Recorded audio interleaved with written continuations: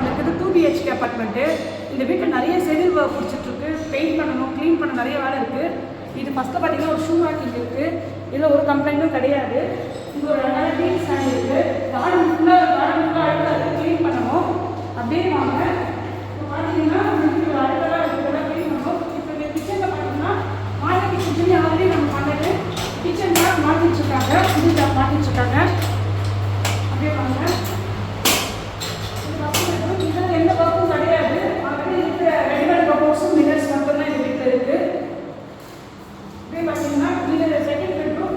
இது வந்து நிறைய ப்ராப்ளம்ஸ் இருக்குது. இங்கே பாருங்கள், செதில் சீலிங்கில் போய் செதில் பிடிச்சிருக்கு. சீலிங்கில் செதில் பிடிச்சதுனால இப்போ நம்ம ஸ்டாப் அதை கட்டி பார்த்து எல்லாம் ரெடி பண்ணிட்டு இருக்கேன் தண்ணி கலர் போட்டு.